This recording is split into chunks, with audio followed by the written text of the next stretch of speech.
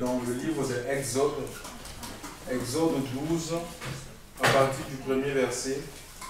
Il est dit ceci, jusqu'au verset 14. Donc il est dit, et l'Éternel parla à Moïse et à Aaron dans le pays d'Égypte, disant, ce mois-ci sera pour vous le commencement des mois, il sera pour vous le premier des mois de l'année. Parlez à toute l'assemblée d'Israël, disant, au 10e jour de ce mois, vous prendrez chacun un agneau par maison de père, un agneau par maison, et si la maison est trop peu nombreuse, pour un agneau, que lui et son voisin le plus rapproché de sa maison le prennent selon le nombre des âmes. Vous compterez pour l'agneau d'après ce que chacun peut manger. Vous aurez un agneau sans défaut, mâle âgé d'1 an. Vous le prendrez dans les moutons ou d'entre les chèvres, et vous le tiendrez en garde jusqu'au 14e jour de ce mois, et toute la congrégation de l'assemblée d'Israël égorgera entre les deux soirs. Et ils prendront de son sang et en mettront sur les deux poteaux et sur le linteau de la porte aux maisons dans lesquelles ils le mangeront. Et ils mangeront la chair cette nuit-là, et la mangeront rôtie au feu, avec des pains sans levain et des herbes amères. Vous n'en mangerez pas qui soit à demi cuit ou qui ait été cuit dans l'eau, mais rôti au feu, la tête et les jambes et l'intérieur, et vous en laisserez rien de reste jusqu'au matin, et ce qui en resterait jusqu'au matin, vous la brûlerez au feu, et vous le mangerez ainsi, vos reins sains, vos sandales à vos pieds, et votre bâton en votre main, et vous le mangerez à la hâte. C'est la Pâque de l'Éternel, et je passerai par le pays d'Égypte cette nuit-là, et je frapperai tout premier-né dans le pays d'Égypte, depuis l'homme jusqu'aux bêtes, et j'exercerai des jugements sur tous les dieux de l'Égypte. Je suis l'Éternel, et le sang vous sera pour signe sur les maisons où vous serez, et je verrai le sang, et je passerai par-dessus vous, et il n'y aura point de plaie à destruction au milieu de vous, quand je frapperai le pays d'Égypte. Et ce jour-là vous sera en mémorial, c'est-à-dire en souvenir, et vous le célébrerez comme une fête à l'Éternel. Vous le célébrerez en vos générations comme un statut perpétuel. Gloire à Dieu. Merci Seigneur. Oh, Jesus. Voilà, donc ici nous avons, c'est un livre, Exode est un livre écrit par Moïse. Ça fait partie des 5 livres écrits par Moïse. Ce livre nous décrit non seulement ce que le peuple juif a enduré en Égypte, mais aussi ça nous parle un peu de leur sortie, de leur traversée. Alléluia, de leur sortie de l'Égypte jusqu'à Canaan, la terre promise. Ici, nous avons dans le verset 12, il nous est parlé de la Pâque. La Pâque fait partie des 7, autant pour moi, fait partie des 7 fêtes qui ont été instituées par Dieu, le but étant de commémorer, n'est-ce pas, et d'honorer tous les événements. Donc c'est un événement spécial, tous les événements spéciaux dans l'histoire du peuple juif. En même temps, ces fêtes avaient une portée prophétique. Il y a une réalité qui se cachait dans les fêtes que Dieu avait instituées, avait données à ce peuple. C'était une ombre de la réalité. Donc il y avait une réalité. Ces fêtes cachaient une réalité.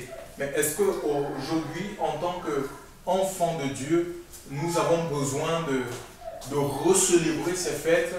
Nous allons essayer de comprendre.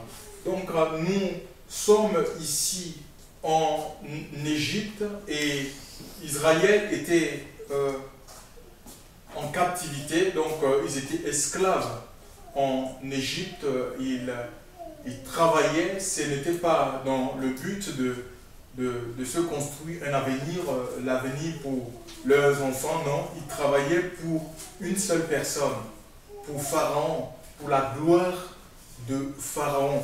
Donc ça veut dire que c'est des gens qui s'épuisaient pour rien du tout. Et il y a plein de gens comme ça qui sont sous la domination des autres, même de ceux qui se disent enfants de Dieu. Ils sont sous la domination des structures, ils sont sous la domination des organisations, des faux pasteurs, des gens qui les dépouillent. Ils travaillent, ils ont de l'argent, tout leur argent, ils investissent ça pour des murs, pour décorer les soi-disant bâtiments d'église. Ceux qui sont dans le monde, ceux qui ne connaissent pas le Seigneur, ils travaillent, mais c'est pour enrichir les casinos, c'est pour enrichir les bureaux de tabac. Ils ne travaillent pas, ils n'ont pas d'économie, ils n'ont rien du tout. C'est une forme d'esclavage, l'esclavage spirituel. Donc les pharaons, ils existent dans le monde, ils existent aussi dans des bâtiments d'église. Tu vois, donc, et nous avons donc cette situation. Dieu a eu compassion de ce peuple parce que c'est un Dieu de compassion. Il a suscité un libérateur pour sortir Israël de cette souffrance, de cette vie d'aigreur, cette vie en mer. Et que va faire Moïse? Est allé en Égypte, envoyé par Dieu. Il n'avait pas une recommandation de, je ne sais pas, d'une structure, d'une congrégation, d'un sanctuaire quelconque, non. Il n'avait pas une valise avec, à l'intérieur avec la lettre envoyée par son, je ne sais pas, un apôtre, par Jéthro, parce qu'il avait servi auprès de Jéthro. Dieu se révélait à lui dans un buisson qui brûlait sans être consumé dans le livre d'Exode, Exode 3, chef pasteur, et il va entendre, il aura une vision, chef pasteur, et il entendra, de cette vision, il entendra une voix qui lui dira, voilà, j'ai vu la souffrance de mon peuple, j'ai entendu les cris que lui font pousser ses oppresseurs, et je suis descendu pour le délivrer. C'est Dieu qui a parlé clairement, c'était l'ordre de mission qu'a reçu Moïse, donc d'aller délivrer le peuple, ce peuple de la main de Pharaon.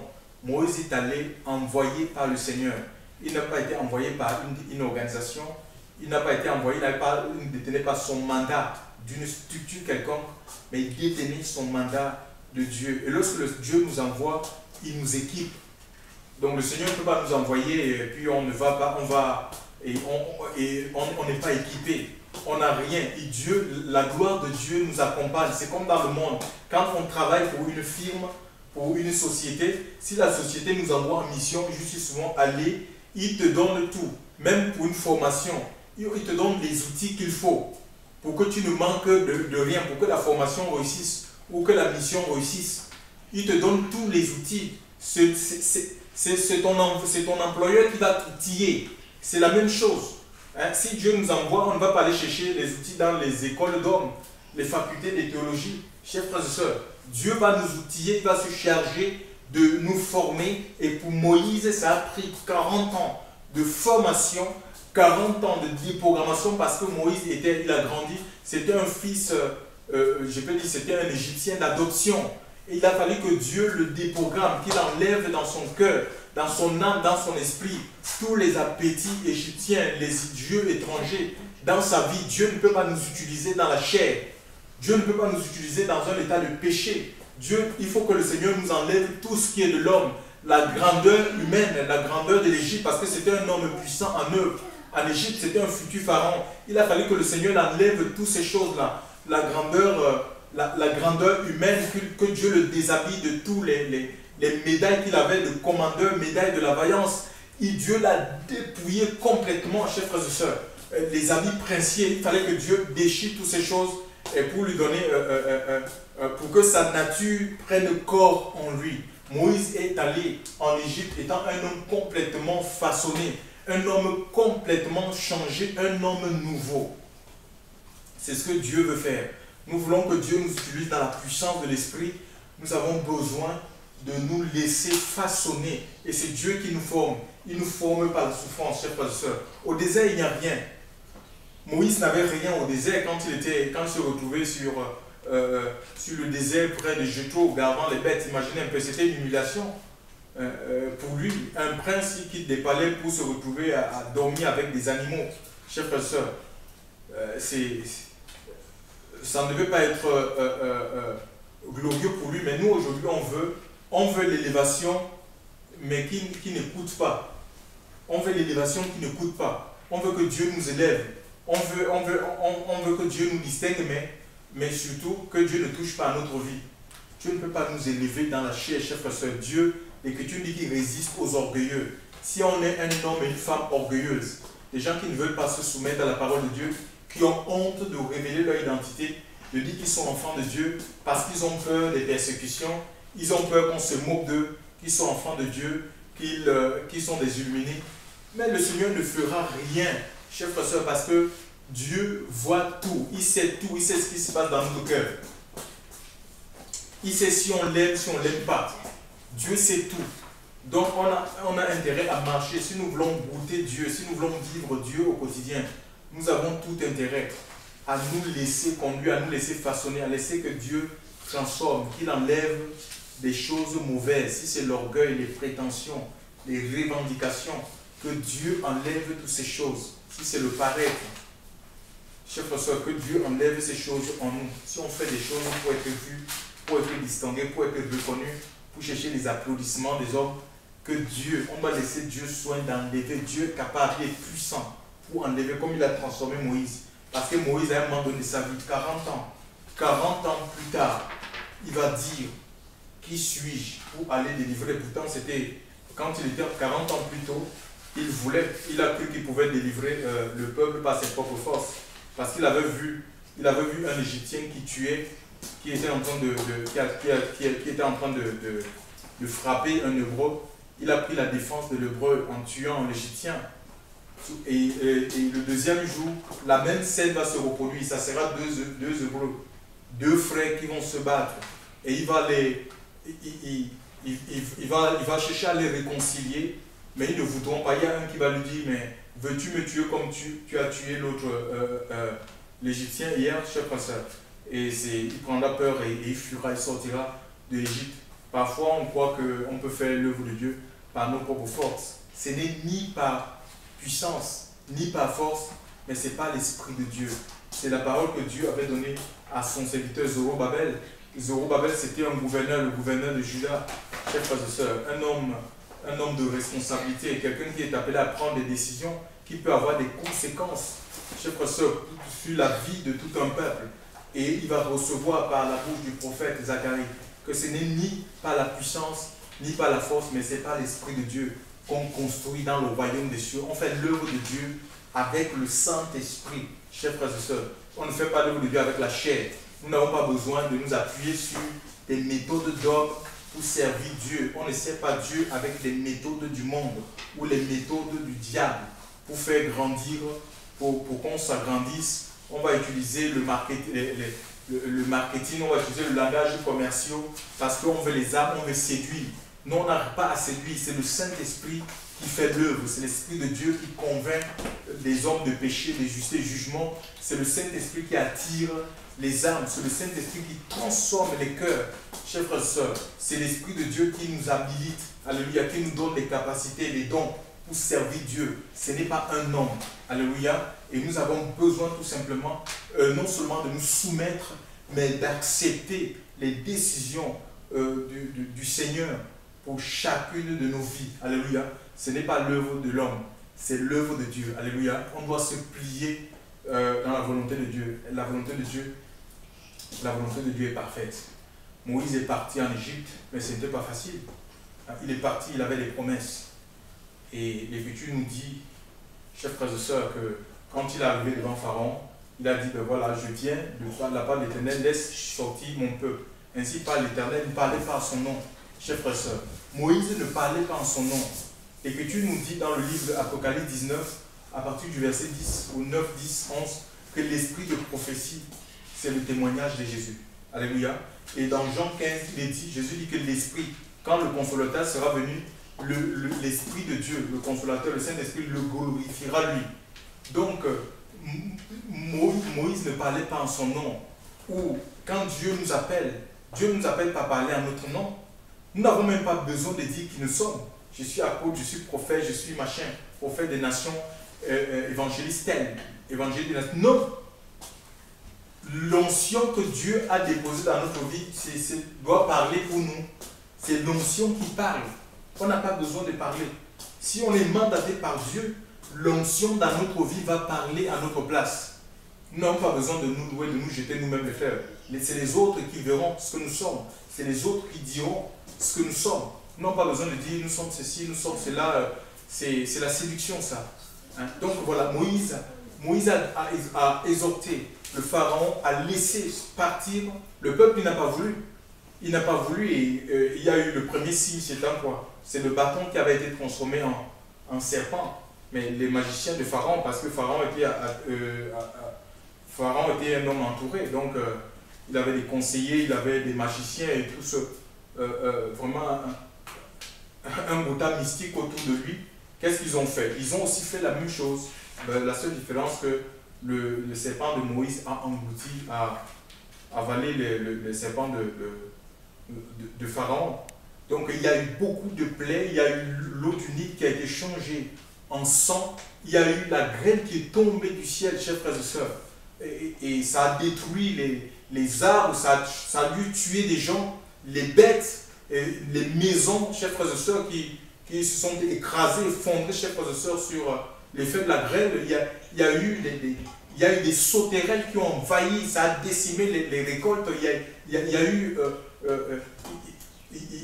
a eu des grenouilles qui sont sorties des mares d'eau, qui ont envahi tout le pays de l'Égypte. Il y a eu des ténèbres, chers frères et sœurs, des ténèbres d'une épaisseur telle les gens ne pouvaient pas se voir. Il y a eu des ténèbres, Dieu a envoyé un noir terrible, que, imaginez, nous sommes dans cette maison, on ne peut pas se voir. Et les ténèbres, ça nous parle c'est l'absence de toute moralité. Quand on parle des ténèbres, c'est l'absence de toute justice. Ce sont les mœurs qui sont corrompues.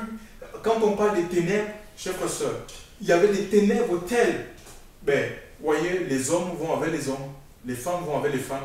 Mais les hommes, Dieu n'a pas programmé les hommes comme ça pour qu'un homme couche avec un homme comme un homme peut coucher avec une femme.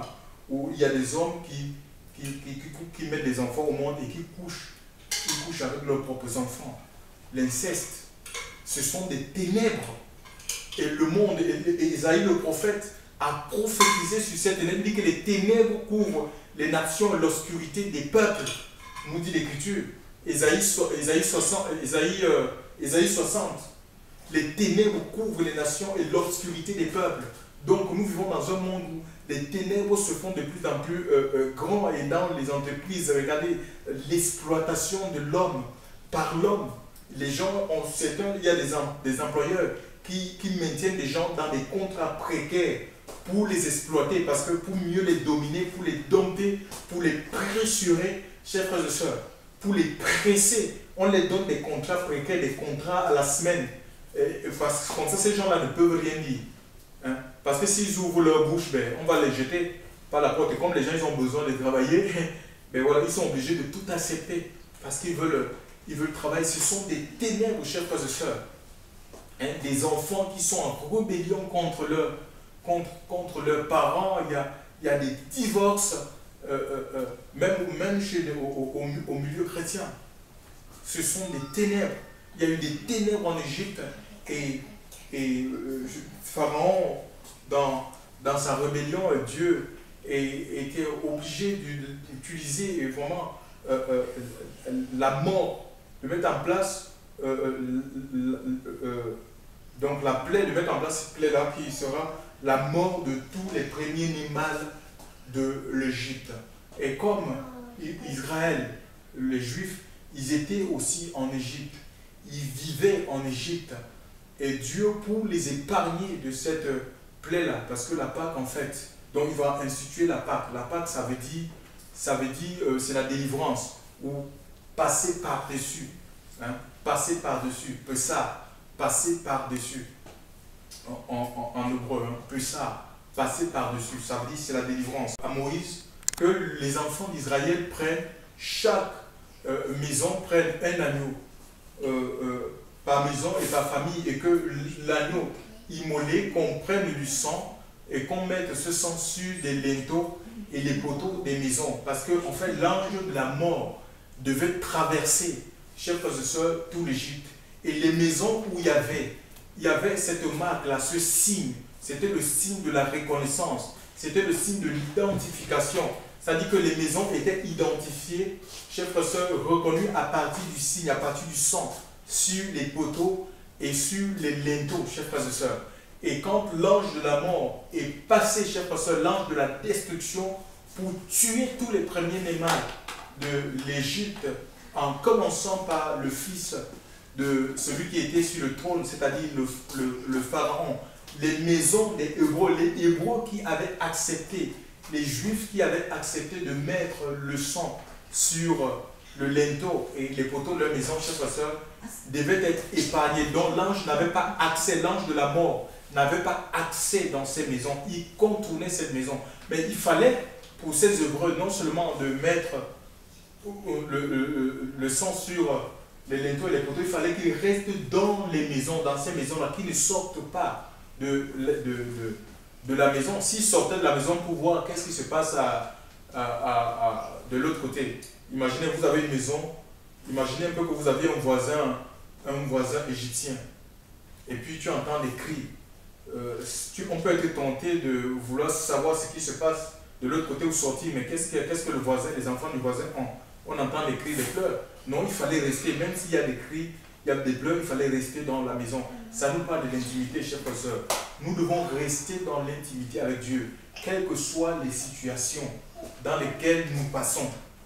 Parce qu'il n'y a rien qui nous garde. Nous croyons dans le sacrifice de la croix, donc le sang, ça nous parle du sacrifice de la croix, et cet agneau-là, Jean va le révéler. Jean, l'apôtre, dans son livre, le dernier livre, la Révélation, Jean, chapitre 5, verset 6, et que tu nous dis qu'il va voir sur un trône, il verra sur un trône parce qu'il était en prison, il a été transporté, mais que tu vas voir sur un trône un agneau, la corne immolée. Alléluia. Donc c'est Jésus. Alléluia. Jésus est cet agneau pascal. Et nous croyons le sacrifice de la croix, chers frères et sœurs, nous délivre de la colère de Dieu. Alléluia. Nous recevons le pardon de Dieu. Il y a la colère de Dieu sur tous les hommes. Pourquoi? À cause du péché. C'est le péché. Et Dieu, pour assouvir sa colère, il a donné son Fils. Dieu a assouvi sa colère dans son Fils. Alléluia. À Golgotha. Il a donné Jésus-Christ. Et l'Écriture nous dit que dans le livre de 1 Corinthiens chapitre 5, au verset 7, que Jésus,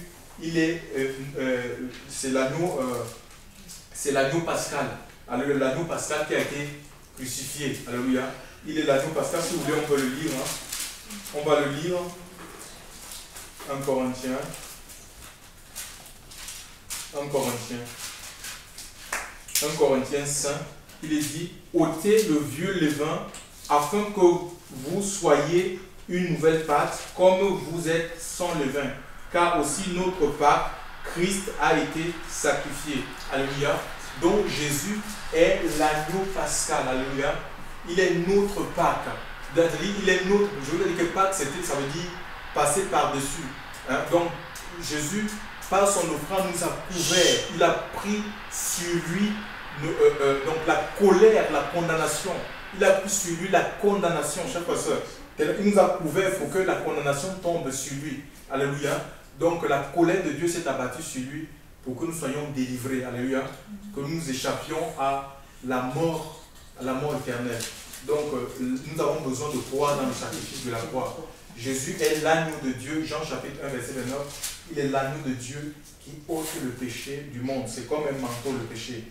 Et celui qui va nous ôter, qui va enlever cet habit-là. Cet habit-là qui toujours, on est comme le péché est collé à nous, on ne peut pas s'en défaire. On fait des choses qu'on n'a même pas envie. On est conscient que c'est mauvais, mais on les reproduit parce que nous sommes sans force. Et veux-tu briser du péché de pouvoir? Je crois que c'est un cantique et que tu nous dis que la force est en Christ. Alléluia. Et la Bible dit que ceux qui sont en Christ, ils deviennent des nouvelles créations. Les choses anciennes sont passées, toutes choses sont faites nouvelles. Cela vient de Dieu, alléluia. Et Dieu nous a réconciliés avec lui en Christ Jésus. Alléluia. Donc nous avons besoin de croire dans le sacrifice de la croix, mais aussi de rester dans cette intimité, de construire maintenant une intimité, c'est-à-dire de suivre. Hein? Si on veut construire une intimité, on doit suivre le Seigneur. On doit demeurer en lui, demeurer dans sa parole, être enraciné, fondé, établi que dans le Christ, pas dans un homme. Nous n'aurons pas l'intimité parce que nous adhérons à des statuts, des organisations, des statuts de bâtiments, un statut au règlement intérieur d'un pasteur, d'un milieu. Non, parce que nous obéissons à la parole de Dieu, que la parole du Seigneur. Alléluia. Et la parole de Dieu va nous permettre de grandir spirituellement. Nous revenons sur ça parce que je vais revenir sur ça. Voilà, donc l'agneau est immolé. Et nous avons ici aussi cet agneau-là. Le sang était mis sur les poteaux, mais l'agneau devait être cuit à point et mangé. On devait manger tout cet agneau. Alléluia. L'agneau devait être cuit et il devait être entièrement mangé. On devait manger tout. Alléluia. Et c'est ce qu'il nous dit ici. Jésus dit dans le livre de Jean, nous pouvons ouvrir Jean. Écoutez ce que dit dans Jean.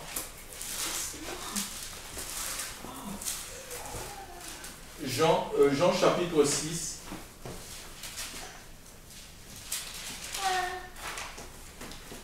Jean chapitre 6. Voilà.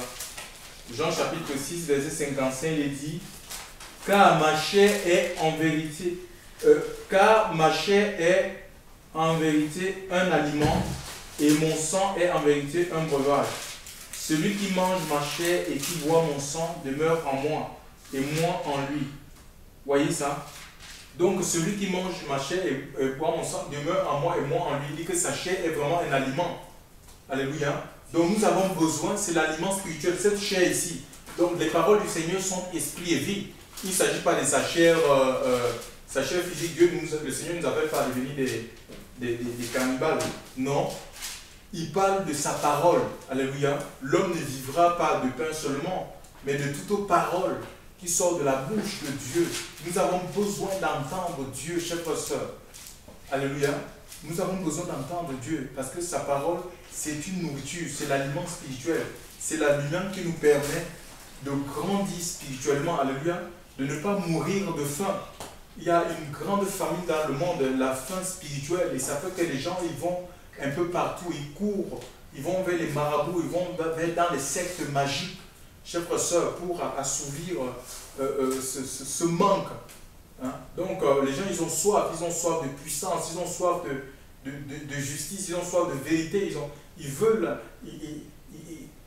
sont en quête de la vie, ils ont soif de l'éternité, parce que les gens ont peur de mourir. Hein? Ils vont chercher un endroit pour se rassurer. Mais la parole de Dieu nous donne toutes ces choses, chers frères et sœurs. Hein? Nous avons besoin de la parole de Dieu. Et la parole de Dieu va nous permettre de grandir sur le plan spirituel, parce que si nous ne mangeons pas spirituellement, ben, nous allons être maigres. Et ben, attention que la mort peut nous atteindre facilement. Quelqu'un qui ne s'alimente pas, ben, il est faible et puis il peut facilement perdre la vie. Moi, je parle sur le plan spirituel.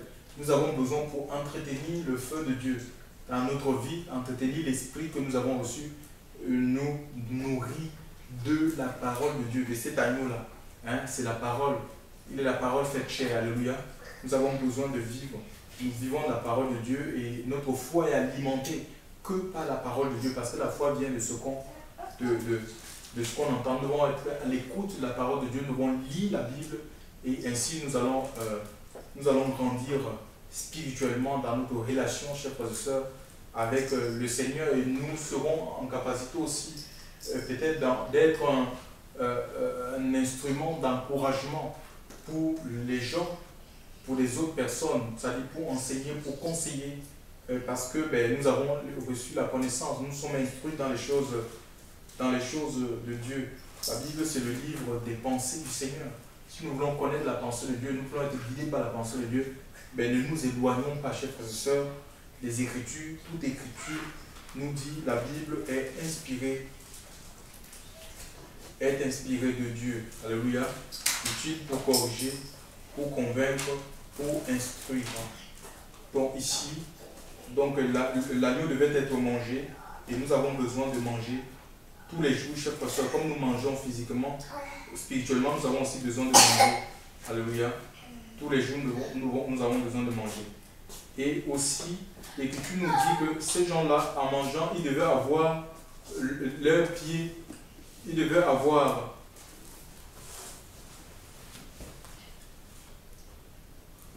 leurs pieds, ils devaient avoir leur sein, vos sandales et vos pieds, vos sandales à vos pieds et votre bâton en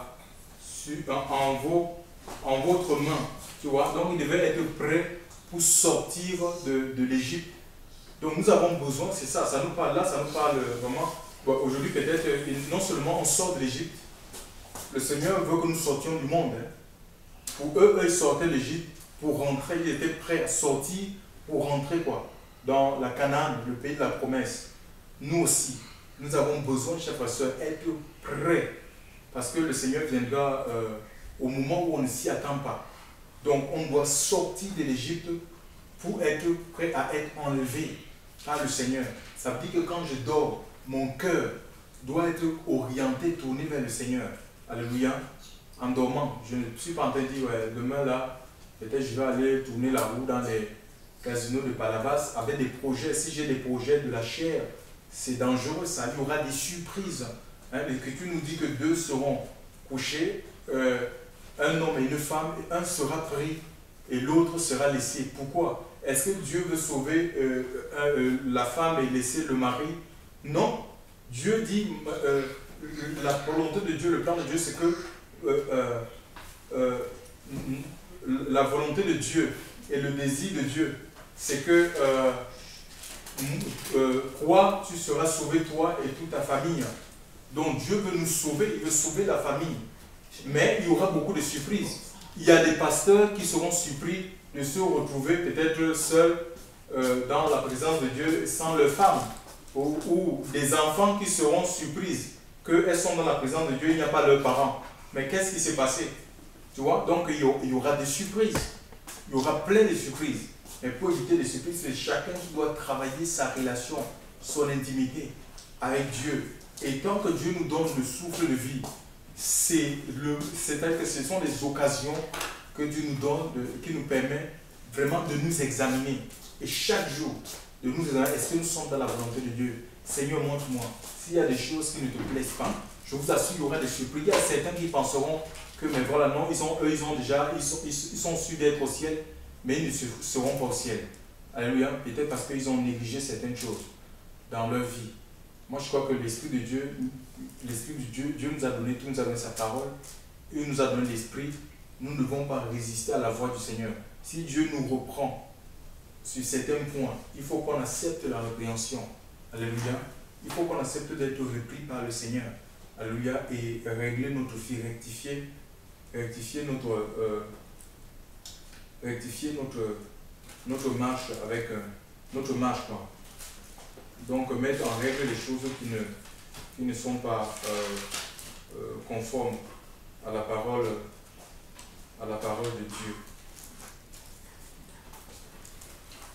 Donc voilà, il faut soyons prêts, chers frères et sœurs. Et qu'est-ce qui nous maintient en éveil? Qu'est-ce qui fait que nous soyons prêts? Qu'est-ce qui nous maintient en éveil? Ben, ce n'est que l'esprit que Dieu a mis en nous et la parole. Alléluia. C'est la parole qui nous maintient en éveil et l'esprit qui nous a donné. Tout simplement, on n'a pas besoin d'autre chose. Alléluia. Et nous pouvons nous entretenir parce qu'on a l'esprit de Dieu.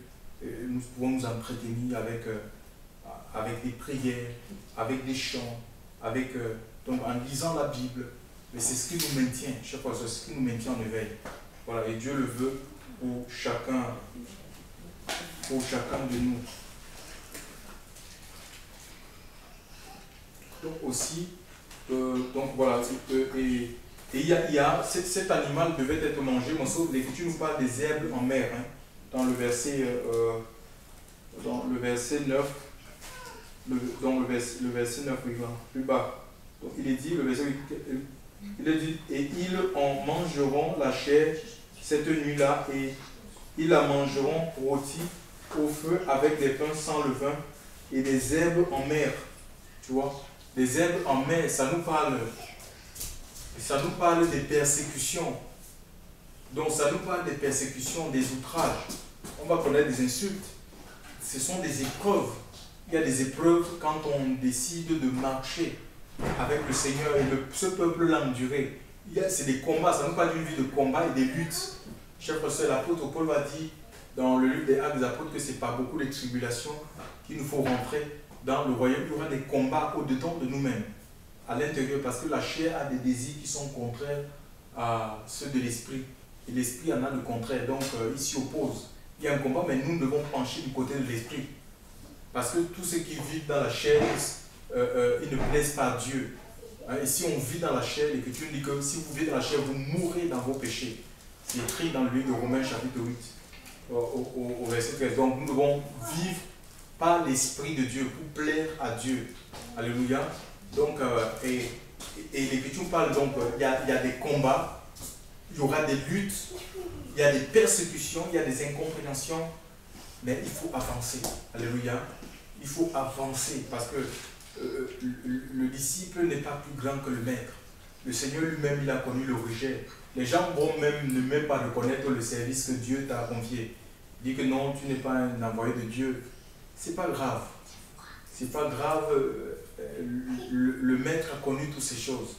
Et on l'a traité de Belzéboul, chers frères et sœurs. Donc, nous sommes le bois sec. Si le maître a été traité de Belzéboul, d'un blasphémateur, d'imposteur, à combien plus forte raison nous, le bois sec, lui, le bois vert. Donc voilà, mais il a continué. L'Écriture nous dit qu'il a obéi jusqu'à la mort et la mort de la croix. Alléluia. Et c'est ça, les enfants de Dieu. Dieu nous appelle à obéir. On ne va pas désobéir ou chercher à vouloir se justifier, s'arrêter pour se mettre à se justifier. Moi, je n'ai jamais vu un mort. Par exemple, si on dit oh là là, on a ce mort, s'imagine un mort. On dit mais ce mort-ci est mal habillé. Pourquoi on l'enterre avec, je ne sais pas moi, une chemise rouge ou une veste rouge? On sait que c'est souvent les hommes, c'est la tradition veut qu'ils soient habillés en veste noire, en veste noire. Mais le monde ne va pas réagir en disant mais qu'est-ce que tu racontes là? Le monde ne peut pas parler parce qu'il est mort. Donc Dieu nous appelle à mourir à nous-mêmes. C'est ça, si nous voulons réussir spirituellement, si nous voulons grandir les enfants de nous, ben, il y a des choses qui ne vaut même pas la peine, il ne vaut pas la peine de répondre. Il faut tout simplement avancer. Alléluia. Il faut avancer avec le Seigneur. Et l'œuvre de Dieu se fait dans l'opposition. C'est quand il y a l'opposition que l'œuvre de Dieu se fait, que Dieu fait éclater sa puissance. Alléluia. Que Dieu manifeste sa gloire. Et plus l'opposition, l'épreuve sera grande, grande sera l'intervention de Dieu dans notre vie. Donc, toutes ces fêtes, chers frères et sœurs, les 7 fêtes on n'a pas besoin de les recélébrer. Chers frères et sœurs, c'est des fêtes qui s'accomplissent dans le Christ. Elles ont leur accomplissement dans le Christ. C'était une ombre de la réalité. La réalité, c'est Christ. Jésus est l'agneau pascal. La fête des pains sans levain, chers frères et sœurs, le levain, c'est l'orgueil. Jésus a mené une vie d'effacement. Alléluia. Jésus a mené une vie complètement effacée. Il était fondu à la masse. Il n'avait pas, je ne sais pas, comme on voit aujourd'hui, certains ils ont des toges. Quand tu rentres dans leur bâtiment d'église, tu trouves il y a un trône, tu sais que c'est celui-là le leader. Mais Jésus n'avait pas quelque chose qui le différenciait des autres disciples. Et voyez-vous, le jour où on est allé l'arrêter, le soir de l'arrestation, il a dit c'est moi, il a fallu un baiser déjà. Il a fallu que Judas lui donne un baiser pour qu'on reconnaisse que c'est lui. Et quand on l'a posé, quand on a cherché à savoir qui il était, il a dit c'est moi c'est moi Jésus. Alléluia. C'est moi Jésus. Donc il n'avait pas quelque chose d'extérieur qui montrait que non, mais c'était vraiment lui le maître, c'était lui le leader, c'était lui le mentor. Non, il n'avait rien forcément. Tout ce qu'on peut faire, même le service qu'il nous a donné, que qu'on ne le fasse pas par orgueil, vraiment l'exercice des dons. On ne doit pas exercer le don de Dieu, le ministère, comme si c'était une propriété, comme si on était vraiment indispensable, qu'on était important, parce qu'on n'a pas de péché, parce qu'on n'a pas de péché que Dieu nous utilise. C'est très faux. Alléluia. C'est très faux. Beaucoup sont dans cette attitude, c'est dommage. Alléluia. Donc Dieu nous appelle à une vie d'effacement. Aussi, il y a la fête des expiations. Hein. Donc Jésus a expié nos péchés. Il a couvert nos péchés, chers frères et sœurs, par son sang. Alléluia. Et Dieu, donc Dieu, au travers de son offrande, ben, il s'est rendu propice à l'homme. Il a pardonné les hommes. Il a pardonné tous les hommes, ceux qui viennent à lui. Donc voilà, le pardon a été accordé aux hommes, et il y a la fête des trompettes. Voilà, l'Écriture nous parle, par exemple, dans le livre de 1 Corinthiens, chapitre 15, 51, la voix de l'archange, donc au son de la trompette, ça nous parle de l'enlèvement de l'Église. Et Jésus lui-même, donc c'est un des prémices de l'enlèvement. Il a été enlevé, il est parti dans le ciel, ce n'était pas sous une fusée, mais sous la puissance de la résurrection. Chaque fois, il a été transporté, il est allé dans le ciel, il nous a précédés dans l'enlèvement, et nous allons vivre cet enlèvement-là. Donc ça nous parle aussi des prémices. Alléluia. Donc il est comme des prémices de l'enlèvement. Aussi, la Pentecôte, bon, c'est une fête qui est associée à l'effusion du Saint-Esprit. C'était la fête de la loi, la fête des semaines, 50 jours. Après la Pâque, c'est une fête qui a été accomplie. Il y a l'effusion du Saint-Esprit sur la terre. Voilà, donc Dieu veut déverser encore les eaux de son esprit. On doit s'ouvrir. Hein. Nos vies sont comme des vases. Voilà, donc c'est vrai que nous recevons les choses de Dieu, les dons de connaissance, sagesse, les dons de guérison, de puissance, de foi, mais c'est des arts, nous les recevons en partie. Nous recevons tout en partie, nous connaissons en partie, mais c'est l'apôtre Paul dit « Soyez continuellement remplis de l'Esprit de Dieu ». C'est nous recevons en partie, mais c'est sans limite. Alléluia. Donc on peut être constamment renouvelé dans les choses de Dieu. Et Dieu veut nous renouveler.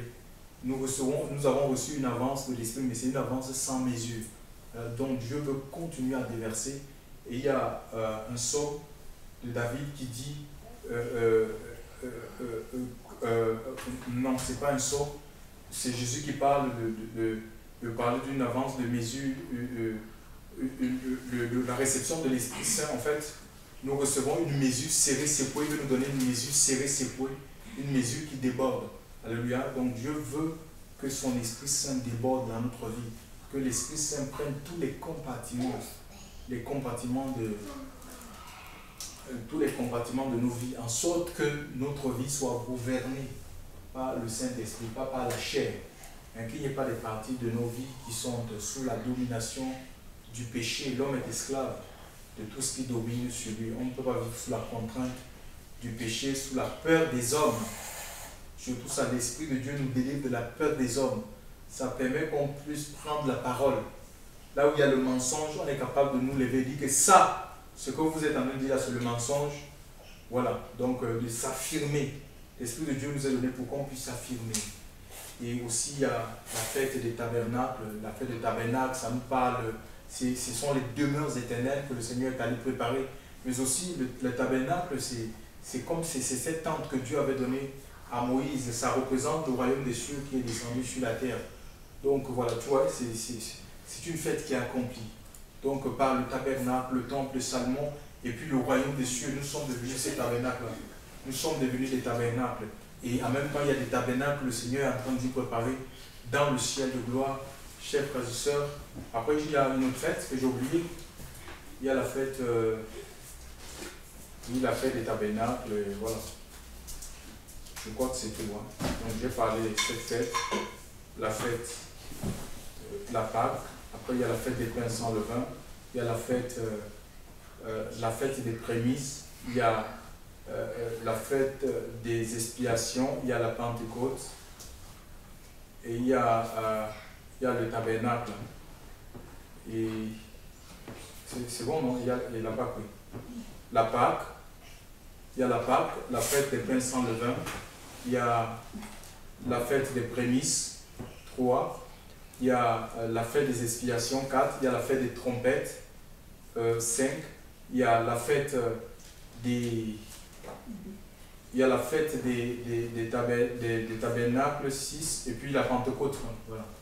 Il y a la fête et la Pentecôte, 7. Que le Seigneur nous bénisse et voilà, qu'il nous fortifie. Et puis voilà, donc Christ est notre Pâque. Jésus est notre Pâque. Pas la peine de célébrer notre Pâque. Il est notre Pâque. Il est l'accomplissement de tous ces fêtes. À lui soit toute la gloire.